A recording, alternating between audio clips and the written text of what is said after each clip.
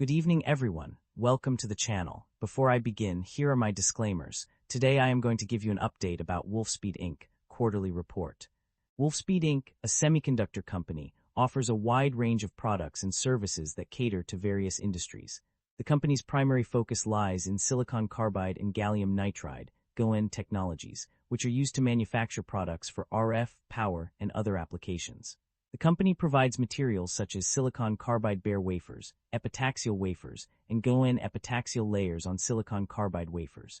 These materials are essential in the production of various devices, including power devices like silicon carbide Schottky diodes, metal oxide semiconductor field effect transistors, MOSFETs, and power modules. WOLFSPEED's products find applications in diverse sectors such as electric vehicles, server power supplies, solar inverters, uninterruptible power supplies, industrial power supplies, and more. The company also offers its products to customers and distributors for use in various other applications. In summary, WOLFSPEED Inc.'s list of businesses and services includes silicon carbide and GaN materials, power devices such as silicon carbide Schottky diodes, MOSFETs, and power modules products for RF, power, and other applications materials for manufacturing electric vehicles, server power supplies, solar inverters, uninterruptible power supplies, industrial power supplies, and more. Unfortunately, I don't have access to the text you provided. However, I can still provide a general overview essay on what might cause a stock price to drop. The stock price of any company, including WOLFSPEED Inc., can fluctuate due to various market and economic factors. One common reason for a decline in stock price is poor financial performance, such as decreased revenue or increased losses. This can be caused by a variety of factors, including changes in the industry landscape, increased competition, or failure to innovate. Another possible cause of a declining stock price is negative news or events that affect the company's reputation or operations. This could include scandals, product recalls, or significant regulatory issues. Additionally, external market conditions such as economic downturns, interest rate changes, or global events can also impact a company's stock price. Furthermore, investor sentiment and expectations can also play a role in determining a company's stock price. If investors become pessimistic about the company's future prospects, they may sell their shares, causing the stock price to drop. Conversely, if investors become optimistic, they may buy more shares, driving up the stock price. In summary, a decline in WOLFSPEED Inc.'s stock price over the past year could be attributed to a combination of these factors, including poor financial performance, negative news or events, external market conditions, and investor sentiment. WOLFSPEED Inc. market capitalization of $1 billion is materially smaller than most of its industry peers, of roughly $27 billion. WOLFSPEED Inc. trades at a lower price-to-book ratio of 0.03 times relative within the industry. While the stock does not screen as absolutely cheap, mixed valuation signals relative to industry peers prevent a definitive conclusion. With the broader industry trading at lower valuation levels, this may reflect transitional pricing dynamics rather than clear mispricing, warranting further analysis of earnings quality, growth sustainability, and balance sheet strength. The company exhibits a very high leverage profile, with liabilities accounting for 107% of total assets. This elevated debt level warrants heightened caution, as it may limit the company's financial flexibility and increase risk during economic stress. We have to further examine the industry and the nature of the business to determine if they justify the current valuation. Liabilities have grown faster than assets and equity, which is somewhat concerning. However, asset growth remains positive, suggesting management may be temporarily leveraging liabilities to fund expansion. The share count has increased over the past 5 years, while revenue has continued to grow. This suggests the business may rely on shareholder dilution to fund expansion. Investors should closely monitor whether growth can eventually be sustained without dilution. The income statement shows that the company have been growing its revenue annually, but the operating income have not been increasing. This shows that the business is under pressure with rising cost. The primary drivers of revenue growth or decline in a company's financial performance are multifaceted. On the growth side, the power products segment saw significant increases in revenue, driven by end-of-life buys and emerging opportunities in AI and data center applications. Additionally, power production revenue experienced a substantial boost, rising by 30.3%. These factors contributed to an overall increase in net sales of power product offerings. On the other hand, the materials products segment witnessed a decline in revenue, attributed to lower volumes and reduced long-term supply agreements. This led to a decrease in net sales of materials product offerings, resulting in a significant drop in revenue for this segment. Furthermore, inventory write-offs and decreases in inventories also contributed to the revenue decline. In summary, the primary drivers of revenue growth or decline are largely driven by changes within specific product segments, such as power products and materials products. These factors have a direct impact on net sales and revenue, making them crucial for understanding a company's financial performance. The net income of the company underwent a significant transformation between its predecessor and successor. Initially, there was an improvement in net income by $221.6 million, as it decreased from -$372.2 million to -$150.6 million. However, this trend reversed in subsequent periods, with a 26.1% decrease from -$654.4 million to -$150.6 million. The profit margins of the company also experienced a substantial decline. The gross profit margin dropped from 79.3% to -46.1%, indicating a significant loss in profitability. This downward trend continued in subsequent periods, with a gross loss margin of -46.5%.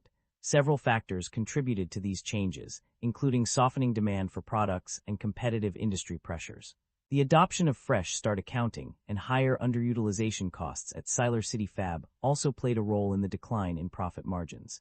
Additionally, unfavorable changes in product mix, pricing pressure, and restructuring charges further exacerbated the situation. The volatility in revenue and profitability, due to cyclical market patterns and economic uncertainty, also contributed to the decline in net income and profit margins. The company's operating cash flow has been a subject of mixed reports. For the 6 months ended December 29, 2024 and December 28, 2025, the company reported negative operating cash flows of $-327.1 million and $-42.6 million respectively. However, on page 66, it is stated that the company has generated a positive operating cash flow due to a net change in cash and cash equivalents of $547.8 million. This conflicting information makes it difficult to determine with certainty whether the company is generating positive or negative operating cash flow. The company's debt level has undergone significant changes over time. Initially, long-term debt was at $0, but it increased to $1,430.2 million, a substantial rise of $1,609 million. However, the total liabilities decreased from $7,301.5 million to $2,817.7 million, indicating a reduction in overall debt level by approximately 70% compared to pre-emergence levels. In terms of interest expenses, there has been a notable decrease. The company's interest expense dropped from $80.5 million to $58 million, representing a significant decrease of $22.5 million. This decline is attributed to the repurchase of new senior secured notes and the conversion of convertible notes into equity. The overall trend suggests that while long-term debt has increased, the total liabilities have decreased significantly, indicating a reduction in debt level. Additionally, interest expenses have also seen a substantial decrease due to various debt-related transactions. The performance of various regions in the given period is a mixed bag. On the positive side, the United States and Singapore showed significant improvement, with the U.S. experiencing a notable increase from 16.2% to 32.5%, followed by a slight dip to 12.3%. Singapore also saw an upward trend, rising from 6.6% to 10.4%. On the other hand, several regions struggled during this period. Europe witnessed a substantial decline, dropping from 28.1% to 15.8%. Asia and the Pacific, excluding China, Hong Kong, Japan, and Singapore, also experienced downturns, with Asia falling from 24.9% to 15.1%, and the Pacific region declining from 10.4% to 6.6%. Hong Kong and China saw their performance decline as well, with Hong Kong dropping from 18.2% to 10.6%, and China falling from 9.2% to 5.8%. Japan's performance was also lackluster, decreasing from 12% to 4.1%.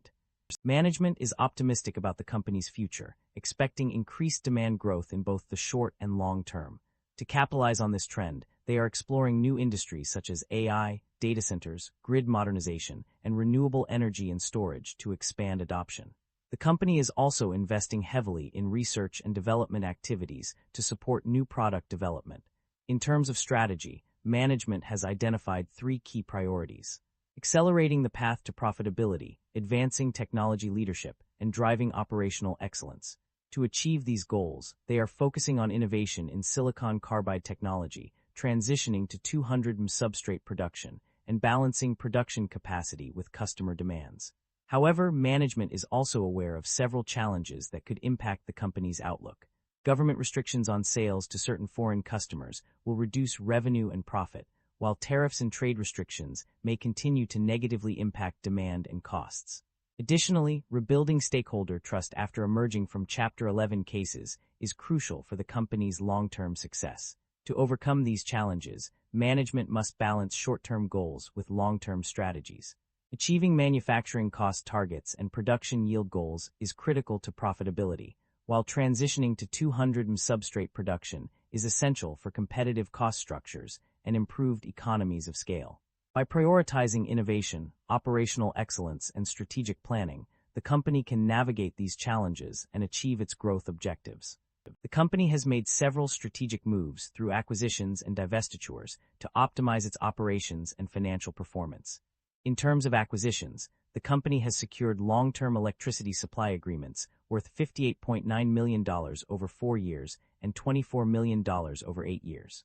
Additionally, it has entered into a contract with another supplier, requiring a minimum commitment of product purchases valued at $86.4 million over the life of the contract. On the other hand, the company has undergone significant divestitures to streamline its operations and reduce costs. This includes a closure and consolidation plan, which involved ceasing production at one of its device fabrication facilities in North Carolina. Furthermore, the company implemented a headcount reduction of approximately 28% as part of its restructuring efforts. These moves are expected to have a positive impact on the company's financial performance and competitiveness in the market. The company's financial strategy has been focused on growth rather than distribution of profits to shareholders. Despite its strong performance, the company has chosen not to pay out dividends to its investors.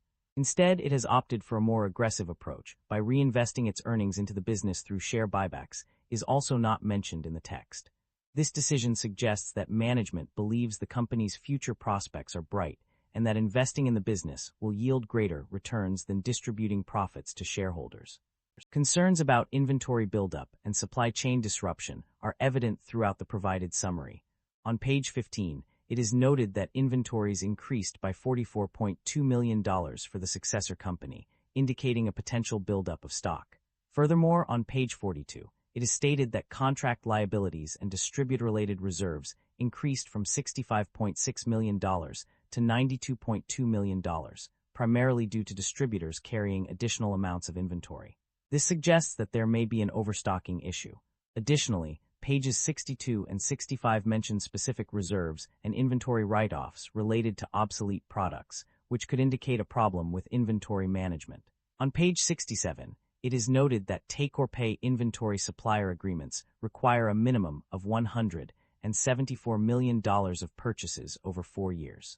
This could lead to supply chain disruptions if the company is unable to meet these obligations. Finally, pages 81 and 82 mention potential disruptions in the supply chain due to pandemic outbreaks and electricity supply issues, respectively.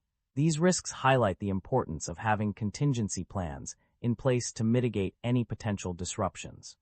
That concludes the financial summary for WOLFSPEED Inc.